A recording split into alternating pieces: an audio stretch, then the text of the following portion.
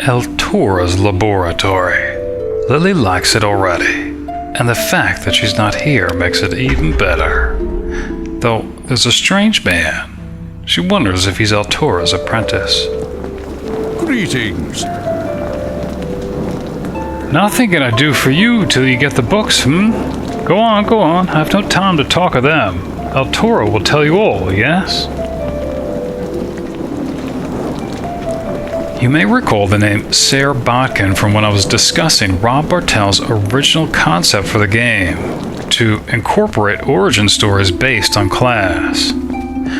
Wizards would begin the game as members of the Many-Starred Cloak Mages Guild, searching the slums of Neverwinter for plague samples to send back to Waterdeep for analysis.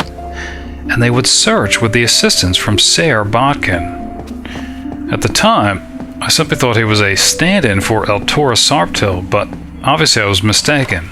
He's a character in his own right. And actually, while on that subject, I also want to remark about some of the side quests proposed by Rob Bartel for the first chapter.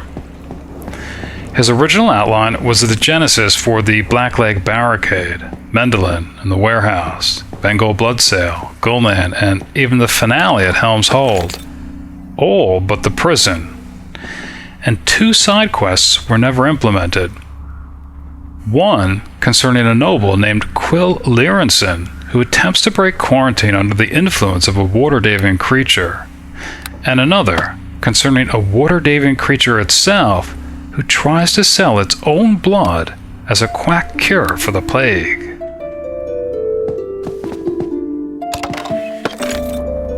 In the pot for a plant, Lily spots 2 coin and can't resist, especially if Eltoora plans to extort reagents from her, though she was nearly caught by the apprentice.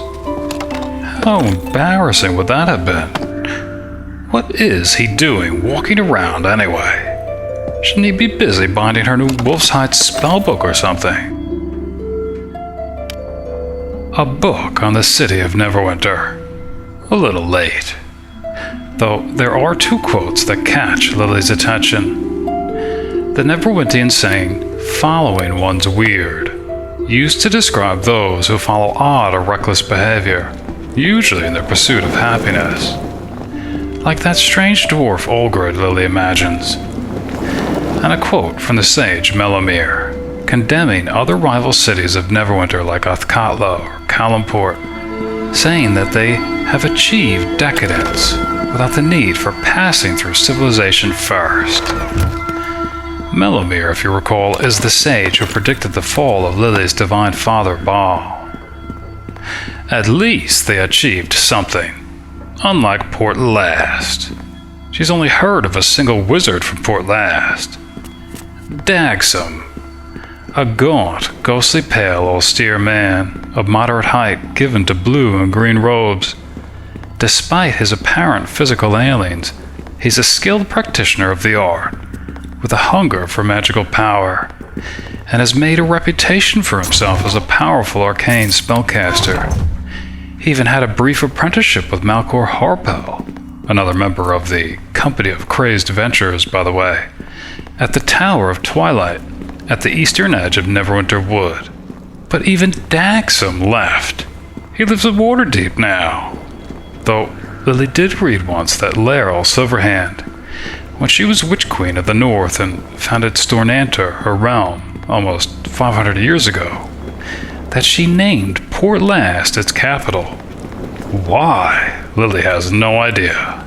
But supposedly, Laeral's tower stood on the high, rocky spit that shelters the port's small bay, though it fell some 35 years later, with the rest of her realm, in a battle with her own sister, Sylune, the Witch of Shadowdale.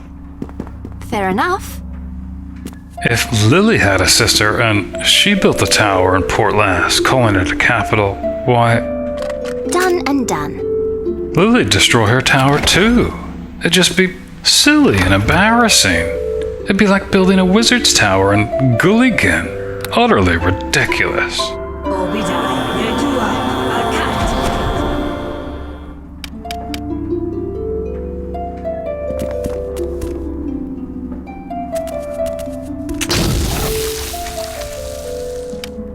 Otherwise, she did hear an interesting story once about a man named Lamet who stole a bottle of Evermist wine.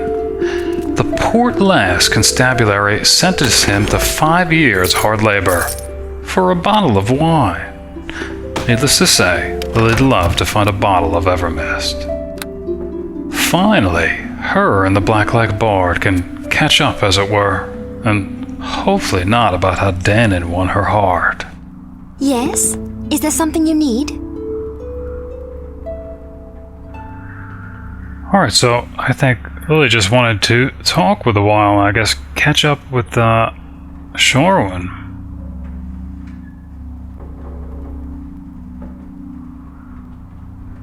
Although I think she's already given her advice. Yeah. Monster raids near the Green Griffin Inn, which she already talked about. Yep. Either way, Mutiman has been crying a blue streak about the threat to his precious contest. Alright, this we haven't heard of. Asking what that's about. It's not very well known, but apparently the owner of the Green Griffin Inn holds some big contests every few years. The winner gets quite rich. Of course, that piques her interest. Nobles flock from all over the place to watch, apparently, although not with the road so dangerous, right? I wish I knew what it was all about. Certainly interesting.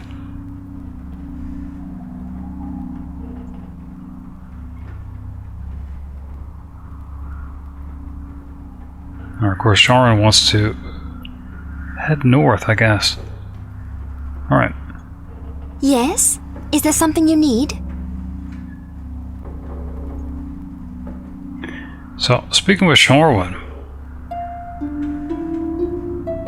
she's offering to tell Lily about her beginnings as a bard. Although, she's probably talked a little bit about that already. But I guess Lily will hear more. Well, let's see. I learned the majority of my trade from Dannen. My partner in my love, which Lily's heard too much of.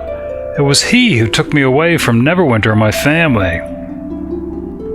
We were a team, a singing duo who earned our keep in taverns, traveling from town to town along the Sword Coast. We would camp off the roads, and I would listen in awe as Dannen told me the old legends by the firelight. I loved him more as each night passed. Yeah, Lily didn't want to hear a love story. Although she has an idea that, well, I don't think she wants to expose that. Saying things couldn't have been so idyllic. Oh, there were obstacles to overcome. Foul weather, bandits, any number of mishaps along the way. With each other, however. Turned out that those times were the best. I should have cherished them more, for things were quickly about to get much worse. The fateful day came when we crossed into Am in the south. We received a rather sudden and unexpected invitation to sing before one of the wealthiest courts in Athkatla. Well, Dannen was positive that our long months of playing in taverns had caught someone's attention, that we were being rewarded. He was overjoyed. Myself, I was hesitant. I was not so sure of our abilities, so questioning the motives behind the invitation was far easier. I urged Dannen to ignore the invitation, but naturally he would have none of it. It was the beginning of the end for us. Though I did not know it. Perhaps it is a story I shall tell you sometime. Well, Lily's awfully anxious to hear the end of their relationship. She'd like to hear it now. No, I've had enough of that story for now. I'm not in the mood, Lily.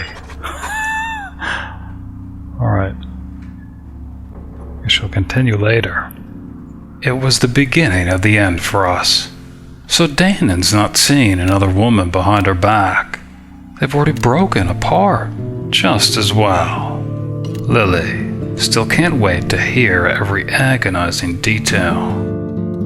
to dry her eyes when she begins to tear, remembering them all, to hold her hand as she trembles, to pull her chin up, to see her mistress as a lady, a lover.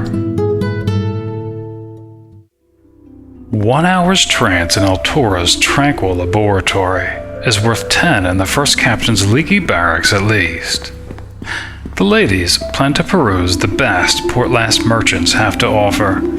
The smith, the druid, and the petty wizard.